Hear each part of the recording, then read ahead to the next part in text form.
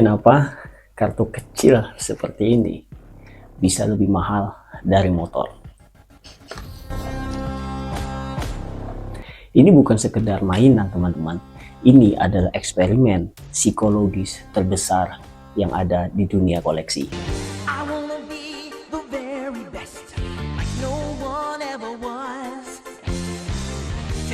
Mungkin teman-teman sudah banyak mengetahui tentang animasi serial Pokemon yang pada tahun 1997 animasi ini diciptakan oleh negara Jepang dan mereka ramai membicarakan di negara itu. Lalu di tahun 2001 Pokemon masuk ke stasiun TV di Indonesia lalu dibikinkan sebagai serial utama di film itu. Banyak pernak-pernik yang bertemakan tentang Pokemon. Entah itu dari tas sekolah, ada yang dari mainan gantungan kunci, ada yang berbentuk animasi, ada yang berbentuk game, lalu sampai ada yang berbentuk kartu. Dulu, kartu Pokemon cuman ditukar di sekolah, harganya pun ya paling cuman ribuan. Tapi hari ini, satu kartu bisa tembus miliaran rupiah. Pertanyaannya, apa yang sebenarnya kita beli? Kertas, nostalgia, atau ilusi nilai? Sebelum kita lanjut, mari subscribe dulu channel Logika Bertanya. Saya PW, selamat datang di Logika Bertanya.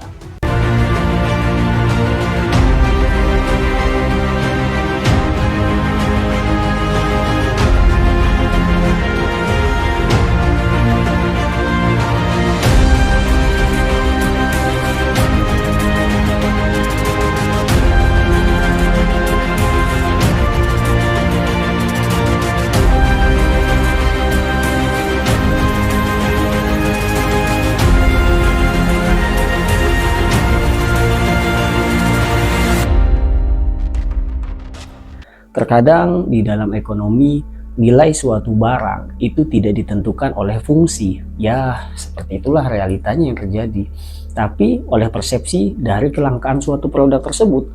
Fenomena Pokemon ini atau kartu Pokemon sangat terkait dengan scarcity atau kelangkaan yang ada di kartu itu. Demand atau permintaan dari suatu produk itu semakin tinggi, lalu spekulatif market atau spekulasi pasar itu memberikan satu bentuk nilai harga yang fenomenal. Ya, seperti kartu Charizard, ini edisi yang pertama, jumlahnya pun terbatas, hanya ada beberapa jumlahnya, lalu ini diperebutkan. Ketika itulah permintaan semakin melonjak, harga naik pun yang tidak masuk akal, teman-teman. Ini ya mirip dengan fenomena NFT pada era 2022 yang dipicu oleh Gozali Everyday. Kalian pasti pernah mendengar berita itu. Gozali Everyday melakukan foto atau sebuah foto dirinya 900 sekian foto itu lalu dijualnya ke suatu web dan itu laku seharga 277 Ethereum. Lalu ada juga fenomena kripto yang dimana cryptocurrency ini bermain pada bentuk teknologi blockchain. Ada yang Bitcoin, ada Ethereum, ada Tether, yang masih banyak lagi. Bahkan pernah dulu di Belanda abad 17 bunga tulip ini harganya gila-gilaan, teman-teman. Harga itu menentukan suatu produk tulip, di mana ketika mereka itu membeli tulip, mereka dipandang sebagai strata ekonomi yang tinggi. Jadi ketika seseorang beli atau membutuhkan suatu barang, tapi berharap harga itu naik, itu sudah masuk ke dalam bubble ekonomi, teman-teman. Jadi bubble ekonomi atau gelembung ekonomi ini adalah suatu fenomena ketika harga aset ataupun saham properti ini melonjak sangat cepat, teman-teman, jauh melebihi dari fundamentalnya. Yang didorong oleh spekulasi ini pun berlebihan, permintaan harga pasar pun gila-gilaan. Kondisi ini terjadi akibat euforia suatu pasar lalu berakhir dengan pecahnya gelembung tersebut, di mana harga anjlok drastis dan menimbulkan kerugian besar ketika ada suatu produk itu yang diagungkan. Disinilah kartu Pokemon bukan hanya suatu barang, tapi simbol status, apalagi era digital seperti ini. Validasi sosial sangat kuat. Contohnya, influencer ketika membuka booster pack, kolektor memamerkan kartu-kartu langka Pokemon. Bahkan YouTuber besar pun seperti Logan Paul ini membeli kartu dengan jutaan dolar. Place an irrevocable bid on the illustrator. Let me explain what that means. Ahead of the auction, someone will agree to put a pre-placed bid on the card. So if it doesn't hit that number, it gets sold to them at that number. I don't even show that in here. So you got that before I did. Well, I'm just on the site. You're on the site. Okay, see, I'm on the back end. Ends in 41 days. Ya, sekarang pun juga Logan Paul sudah berkolaborasi dengan YouTuber yang bernama MrBeast. Lalu Logan Paul juga mencoba di dunia WWE saat ini. Jadi ketika figur publik tersebut ikut bermain, masyarakat pun ikut ke-trigger dan terdorong. Inilah yang disebut dengan social proof effect.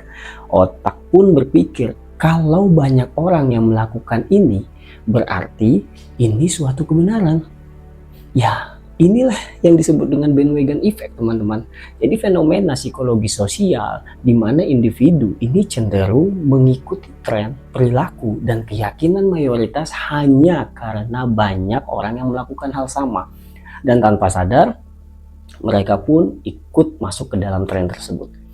Bagian yang paling menariknya, fenomena Pokemon Card ini sangat kuat dengan otak manusia, yaitu nostalgia effect. Nostalgia effect ini mengingatkan ketika seseorang memainkan kartu ini menghubungkan ke masa kecil, otak pun melepaskan senyawa yang bernama dopamin. Ketika kita mengingat kenangan bahagia, maka dopamin itu pun rilis di otak kita. Selanjutnya itu ada yang namanya circuit reward atau variable reward system yang ada di otak kita. Ya, ini hampir mirip ketika seseorang berada di sebuah tempat atau yang bernama kasino, yang dimana otak-otak tersebut yang bermain memiliki rasa penasaran yang kuat.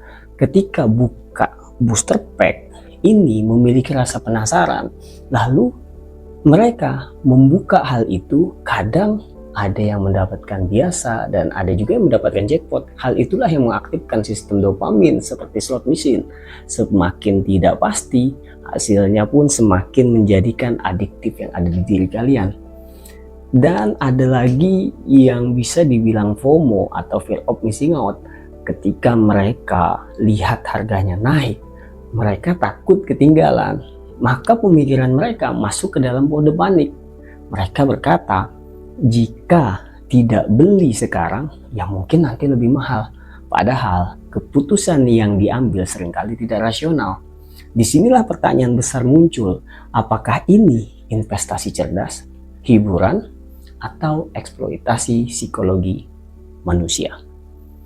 Ya, ketika anak-anak mulai ikut dengan tren ini dan ada juga orang sudah mulai berutang demi koleksi ini, kita pun bertanya, apakah ini masih permainan atau sudah menjadi jebakan?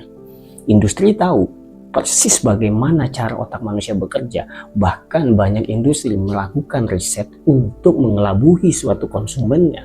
Dan ini tidak hanya menjual suatu kartu, teman-teman, tapi mereka menjual suatu harapan. Jadi, apakah kartu Pokemon itu masih berharga menurut kalian-kalian? Ya, jawabannya sederhana. Ia berharga jika kita memberi nilai kepada itu. Tapi ingat, tidak semua yang mahal benar-benar bernilai, teman-teman. Dan tidak semua yang kita inginkan benar-benar kita butuhkan. Ya, inilah POV saya tentang fenomena kartu Pokemon. Jadi saya pun tidak menyarankan, saya pun juga tidak melarang. Itu hak kalian untuk melakukan koleksi kartu Pokemon. Jika kalian mempunyai suatu finansial berlebihan, why not?